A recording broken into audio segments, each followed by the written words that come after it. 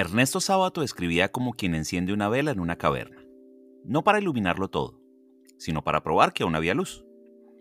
Durante medio siglo, su nombre se convirtió en sinónimo de profundidad, de duda, de lucha interior. Mientras otros autores argentinos conquistaban al mundo con elegancia, ironía o exuberancia, Sábato lo hizo con otra cosa, con tormenta. Fue físico antes que escritor, y tal vez por eso su literatura siempre tuvo el pulso de una mente que razona mientras se desangra. Abandonó los laboratorios del prestigioso Instituto Curie en París para encerrarse a escribir en un sótano, convencido de que la ciencia podía explicar el mundo, pero no podía salvar el alma humana. Esa renuncia marcó su destino. Sábato no quería escribir la realidad, quería atravesarla. En sus novelas, El túnel, Sobre héroes y tumbas, Abaddon el exterminador, exploró la oscuridad sin adornos, la locura, la violencia, la soledad, la culpa, el delirio místico. Cada página suya parece escrita con la mano temblorosa de quien teme lo que va a descubrir, pero igual escribe. Y sin embargo, en medio de ese caos, siempre dejó espacio para el amor, para la esperanza mínima que sobrevive cuando todo parece derrumbarse. Sábato no fue solo un novelista, fue un intelectual. Enfrentó de frente los dilemas morales de su tiempo. Desde su participación en el informe de la CONADEP, que documentó los crímenes de la dictadura argentina, hasta sus ensayos sobre el humanismo en tiempos de máquinas, él vivió convencido de que el escritor no debía huir del mundo, sino cargar con él. Murió en 2011, a los 99 años, en su casa de Santos Lugares. Para entonces, ya era leyenda. Pero su obra sigue viva, no por los homenajes ni por los premios, sino porque nos recuerda que mirar el abismo también puede ser un acto de amor. Sábato escribió para quienes no se resignan, para quienes todavía buscan sentido, incluso entre las ruinas. Ernesto Sábato nació el 24 de junio de 1911 en Rojas, un pequeño pueblo agrícola de la provincia de Buenos Aires, en el seno de una familia de inmigrantes italianos. Era el 10º de 11 hermanos, y desde niño parecía moverse en un territorio distinto, callado, introspectivo, con una mirada que parecía siempre enfocada en otro plano. Mientras sus compañeros jugaban en la calle de tierra, él se perdía en libros que no estaban pensados para su edad, tratando de descifrar el mundo con una mezcla precoz de curiosidad y melancolía. Ese impulso lo llevó a estudiar física y matemáticas en la Universidad de La Plata, donde brilló como uno de los estudiantes más prometedores de su generación. Obtuvo su doctorado en física en 1938 y poco después fue becado para trabajar en el Laboratorio Curie de París, uno de los centros científicos más prestigiosos del mundo. Allí convivió con algunos de los nombres más célebres de la ciencia europea de su tiempo, en un clima intelectual que parecía prometer respuestas para todo. Pero mientras en el laboratorio calculaba trayectorias de electrones, en los cafés de Montparnasse escribía cartas y leía a Dostoyevsky, a Kafka y a los existencialistas. Empezaba a sospechar que la razón, por sí sola, no podía explicar lo que más le inquietaba: la angustia, la soledad, el sentido de la vida. Aquella disonancia interna fue creciendo hasta volverse insoportable. En medio de lo que él mismo describiría después como una crisis espiritual, Sábato abandonó la ciencia y regresó a Argentina. Tenía poco más de 30 años, una carrera científica brillante por delante y la certeza de que ese no era su camino. Esa renuncia marcaría el tono de todo lo que vendría. Sábato eligió el vértigo de lo incierto antes que la comodidad de lo seguro. Y desde entonces, escribir sería su forma de buscar respuestas en medio del caos. De regreso en Argentina, Sábato se instaló en una casa modesta en Santos Lugares, un suburbio tranquilo al oeste de Buenos Aires. Allí, en un sótano húmedo y oscuro que él mismo acondicionó como estudio, comenzó a escribir con la intensidad de quien apuesta todo a una sola carta. Era el mismo hombre que había abandonado un laboratorio de vanguardia en París, pero ahora parecía vivir en otro tiempo, en otro mundo, sin certezas, sin red, guiado únicamente por una necesidad feroz de entender el alma humana. Sus primeros pasos fueron en el ensayo. Publicó artículos en revistas culturales, donde ya dejaba entrever su desconfianza hacia el racionalismo extremo y su obsesión por el costado oscuro del ser humano.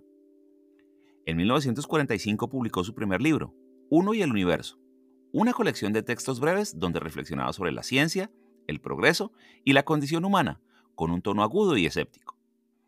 El libro ganó el premio de la Municipalidad de Buenos Aires y situó a Sábato como una nueva voz crítica dentro del panorama intelectual argentino. Sin embargo, el ensayo no bastaba.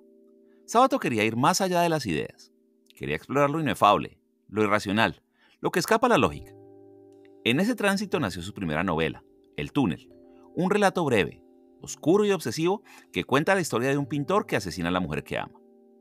Narrada en primera persona, la novela es una disección quirúrgica de la obsesión, los celos y la incomunicación, escrita con una frialdad que corta y al mismo tiempo con un pulso febril que no da respiro.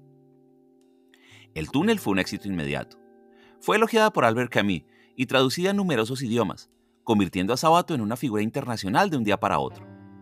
Pero más que un triunfo, para él fue una confirmación. Había encontrado su voz, esa mezcla de lucidez implacable y angustia existencial que lo acompañaría para siempre. Desde ese sótano en santos lugares, Sábato acababa de abrir la puerta a un territorio propio, uno donde la literatura no era consuelo, sino confrontación. En 1961, más de una década después del túnel, Ernesto Sábato publicó la que muchos consideran su obra maestra, Sobre héroes y tumbas. Era una novela inmensa, caótica y deslumbrante, escrita con el pulso febril de quien quiere capturar todo un país en una sola historia. Y de algún modo lo hizo.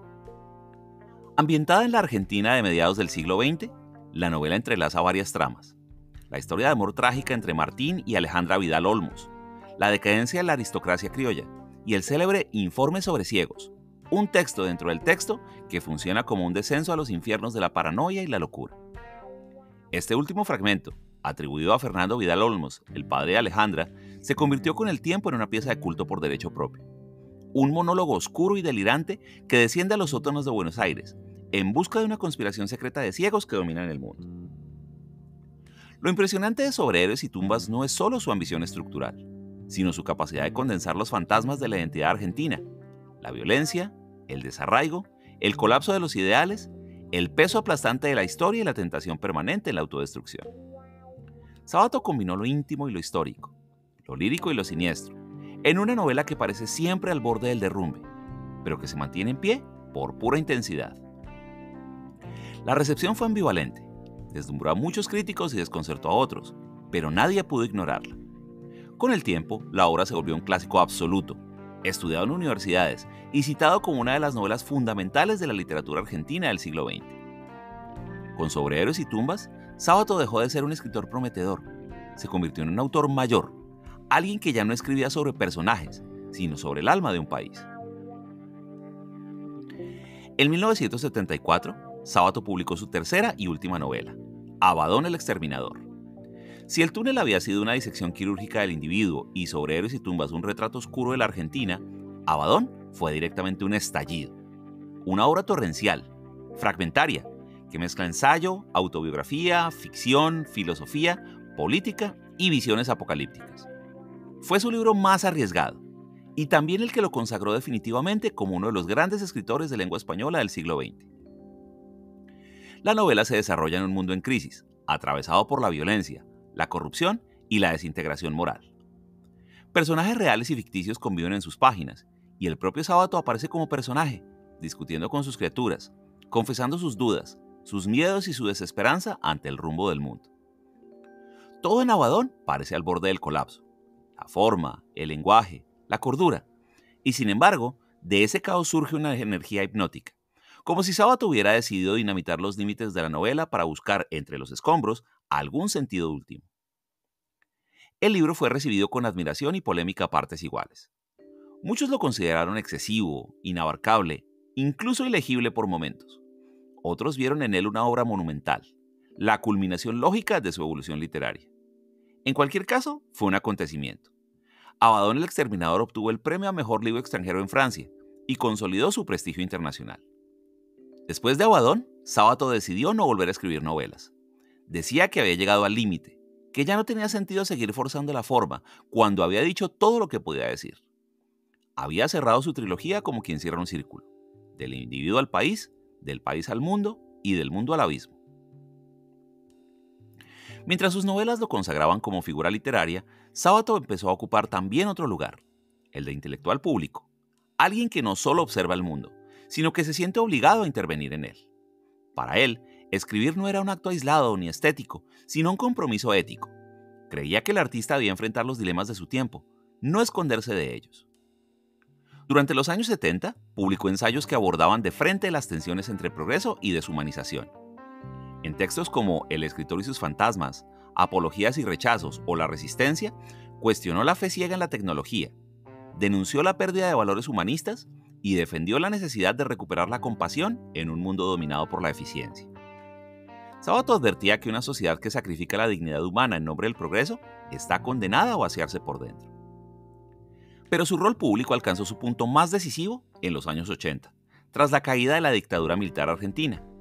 En 1983, el presidente Raúl Alfonsín lo designó presidente de la Comisión Nacional sobre la Desaparición de Personas, CONADEP. Desde allí, Sábato encabezó el trabajo de documentación de los crímenes de la dictadura, que culminó en el histórico informe Nunca Más.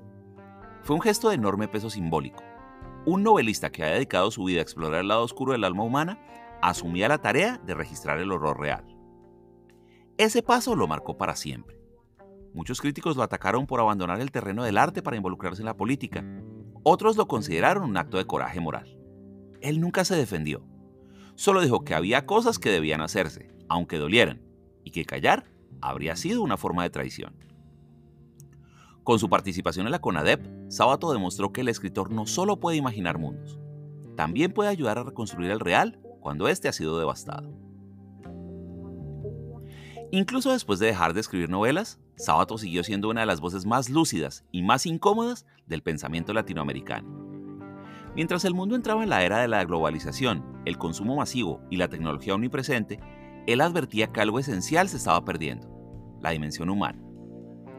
En sus ensayos, Sábato sostuvo que el progreso técnico no basta, sino está guiado por valores éticos y espirituales. Él decía que la humanidad había construido máquinas prodigiosas, pero había descuidado el alma, que había multiplicado los medios y perdido de vista los fines. Señalaba con preocupación que la cultura contemporánea premiaba la velocidad, la productividad, la fama instantánea, mientras relegaba la introspección, la empatía y la búsqueda de sentido. Su humanismo no era ni ingenuo ni optimista, era un humanismo trágico, consciente de la oscuridad del ser humano, pero decidido a defender su dignidad a pesar de todo. Para Sábato, la esperanza no era un estado de ánimo, sino un acto de resistencia.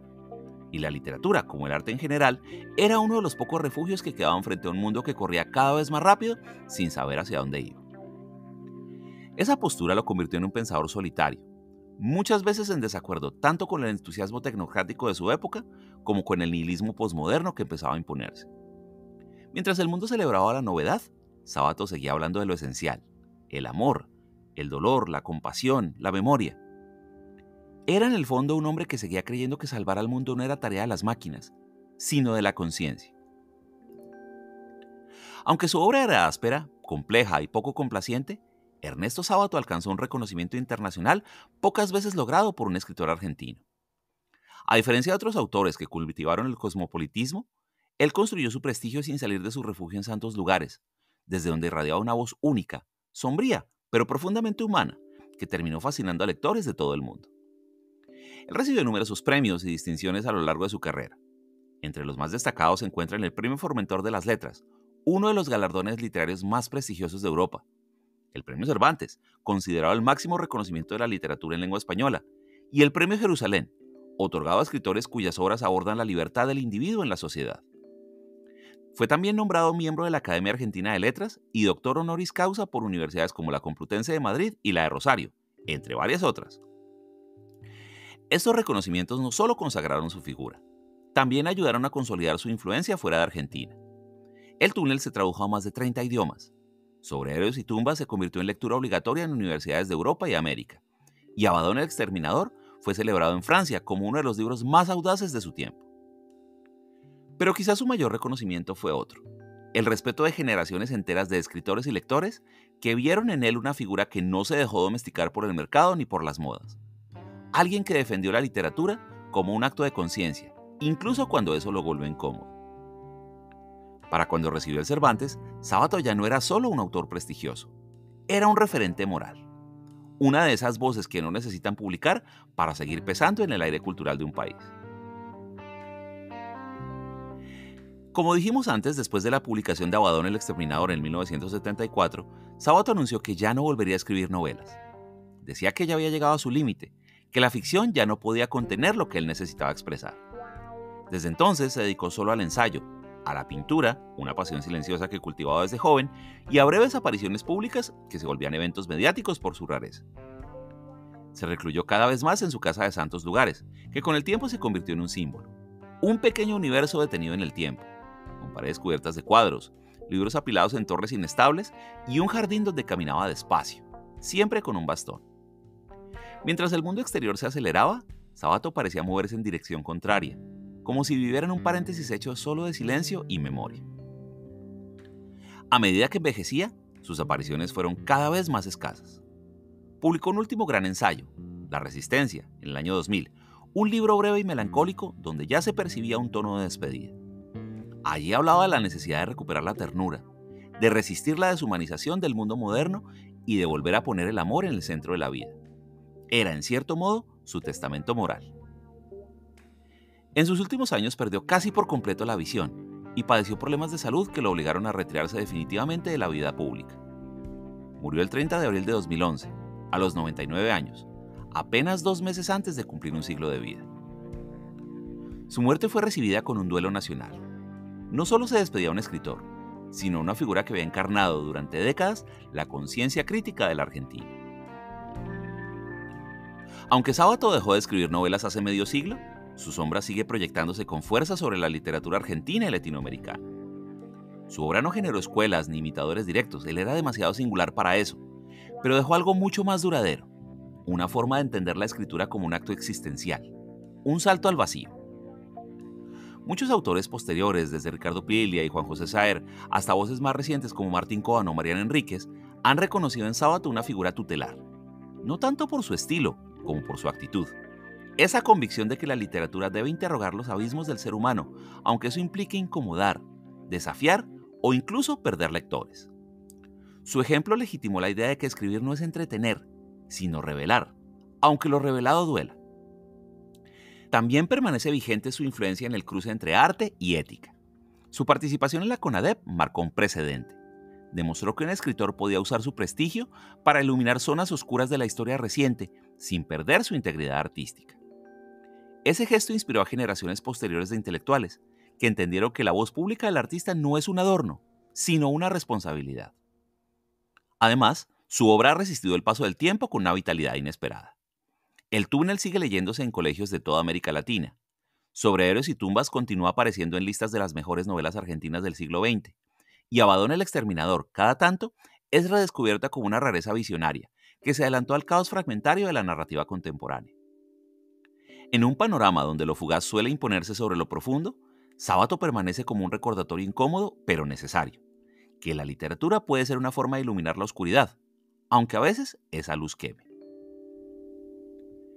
Ernesto Sábato no escribió para tranquilizar a sus lectores, escribió para despertarlos. Sus libros no acarician, sacuden. No ofrecen certezas, sino preguntas que incomodan y persiguen mucho después de haber cerrado la última página. Leer a Sábato es como descender con una linterna a un sótano que uno prefiere no explorar, sabiendo que lo que se encuentre allí será perturbador y, sin embargo, necesario. Porque Sábato entendía algo que pocos escritores se atreven a asumir, que mirar la oscuridad también puede ser un acto de amor, no para glorificarla, sino para reconocerla, para impedir que nos devore en silencio.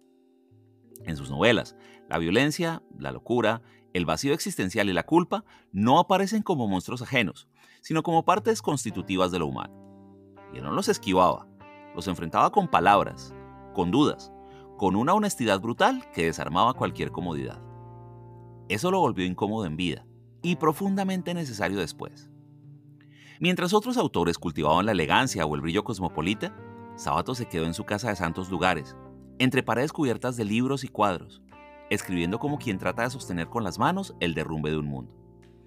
Fue un intelectual que cargó sobre sí el peso moral de su tiempo. No solo lo narró, sino que se atrevió a actuar, a poner su nombre y su prestigio al servicio de la memoria, cuando Argentina salía de su noche más oscura. Pero su legado no está solo en sus novelas, en sus ensayos o en el informe Nunca Más. Está en algo más íntimo, en la huella que dejó en quienes alguna vez lo leyeron, en cada lector que descubrió que la literatura puede ser también un campo de batalla, en cada joven que entendió que pensar no es un lujo, sino un deber, en cada conciencia que aprendió que la esperanza no es un estado pasivo, sino una decisión valiente que se toma incluso en medio de la ruina.